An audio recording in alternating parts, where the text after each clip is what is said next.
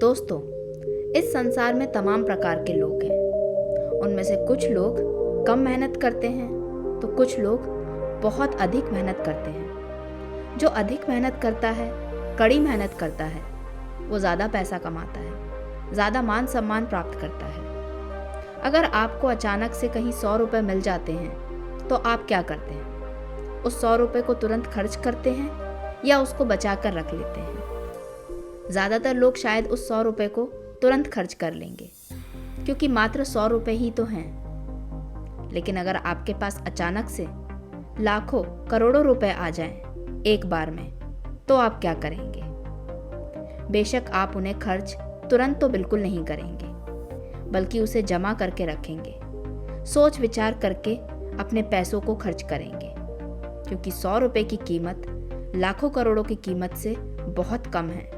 इसीलिए उसे तुरंत खर्च कर दिया जाता है और लाखों और करोड़ों रुपयों को 100 रुपये से तुलना नहीं की जा सकती। जब इंसान के पास ज़्यादा पैसा आता है तो वो बहुत खुश होता है, क्योंकि वो हर चीज़ खरीद सकता है, वो हर चीज़ कर सकता है जिसका वो शौक पालता है, जिसे वो करना चाहता है। लेकिन जब उसका पूरा पैसा अगर चला जाए तो एक आम इंसान क्या करेगा? हताश हो जाएगा, रोने बैठेगा, यही दिन भर सोचता रहेगा कि काश मैंने वो गलती ना की होती तो शायद मेरा पैसा बर्बाद ना होता। दोस्तों, आज की कहानी है एक बड़े व्यापारी की, जिसने अपना व्यापार करके बहुत पैसा कमाया, बहुत नाम कमाया, लेकिन किसी गलती की वजह से उसका व्यापार डूब गया। वो कर्ज में डूब चुका था, उसका व्यापार बंद होने की कगार पे आ चुका था। लेकिन उसने आम इंसान की तरह हार नहीं मानी।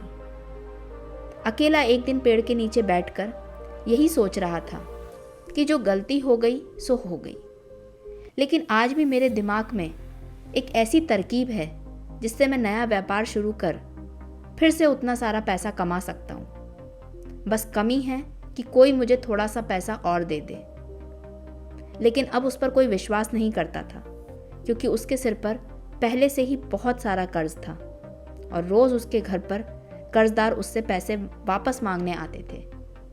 उसकी चिंता का केवल एक कारण था कि अगर कर्जदार उसे परेशान ना करें और थोड़ा सा धन उसे मिल जाए तो वो फिर से अपने पैरों पर खड़ा हो जाएगा। तभी उसके मन में ख्याल आता है, क्यों ना मैं अपने गुरु के पास कुछ मदद मांगने जाऊं, वो मेरी मदद ज़रूर करेंगे।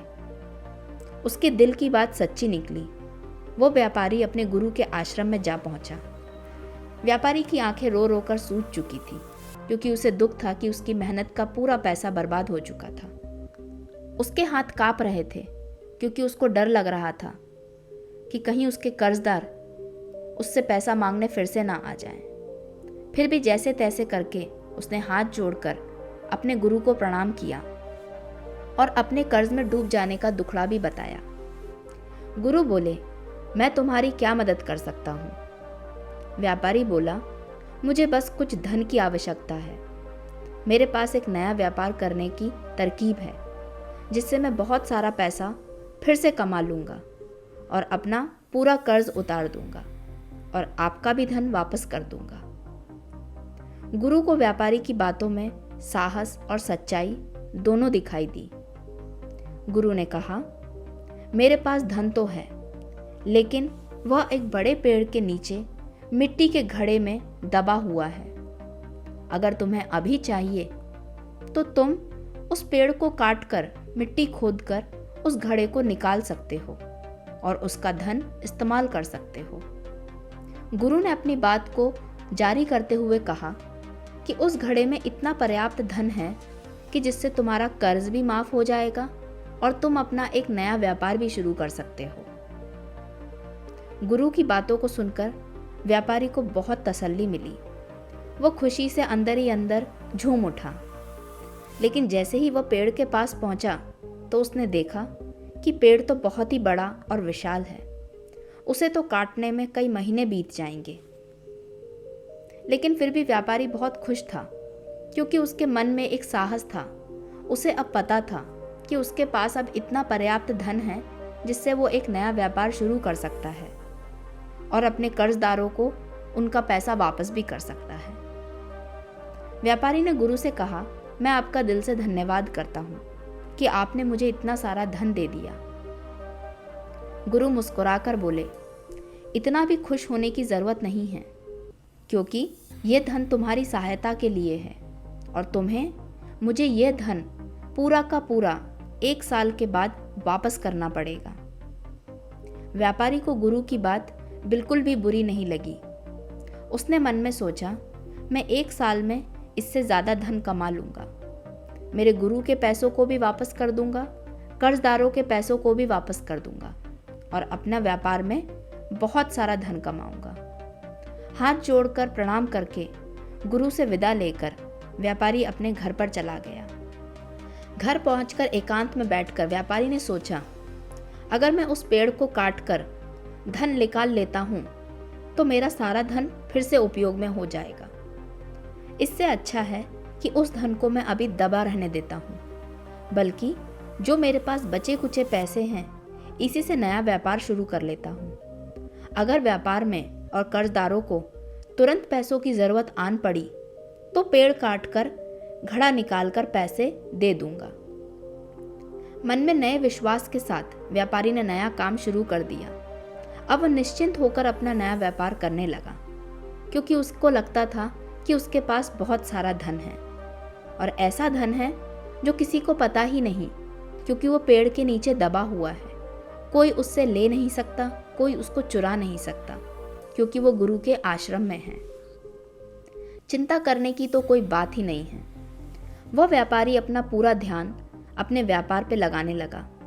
अब वह पहले से ज़्यादा और मेहनत करने लगा, क्योंकि उसे 1 साल के अंदर अपने गुरु को धन वापस भी करना था। कुछ ही महीनों में व्यापारी का व्यापार बहुत तेजी से बढ़ने लगा। अब उसको अपने व्यापार में इतना मुनाफा होने लगा कि उसने कुछ ही महीनों में अपने सारे कर्जदारों का कर्ज चुका दिया। व्यापार करते करते कब 1 साल बीत गया उसे पता ही नहीं चला, क्योंकि वह पूरी लगन से अपने व्यापार को कर रहा था। 1 साल का समय बीत चुका था। अब समय आ गया था कि वो अपने गुरु को भी उनका पैसा वापस लौटा दे। व्यापारी गुरु के पास एक बहुत बड़े घड़े में बहुत सारा धन भरकर ले गया और गुरु के चरणों में रखकर प्रणाम करने लगा। गुरु ने व्यापारी से पूछा, ये सब क्या है? व्यापारी कहता है, लगता है आप भूल गए हैं। आपने मुझे 1 साल पहले इतना ही धन एक व्यापार शुरू करने के लिए दिया था और शर्त रखी थी कि ये धन मुझे 1 साल में वापस करना है। आपके कहे मुताबिक मैंने 1 साल तक बहुत अच्छा व्यापार किया और मुझे बहुत सारा धन भी प्राप्त हुआ। उस धन से मैंने अपने कर्जदारों का कर्ज चुका दिया और अभी भी मेरे पास इतना सारा धन बाकी है कि मैं आपको वापस करने आ गया। गुरु बोले, हाँ, मुझे सब कुछ याद है।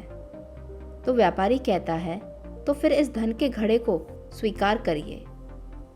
गुरु हंसकर बोले, जो मैंने तुम्हें कभी दिया ही नहीं, मैं उसे कैसे स्वीकार कर सकता हूँ? व्यापारी को गुरु की बातें समझ नहीं आई। व्यापारी बोला, लगता है आप कुछ भूल रहे हैं। गुरु ने कहा, मैं कुछ नहीं भूला हूँ, बल्कि आज तुम्हें मैं एक सच्चाई बताता हूँ।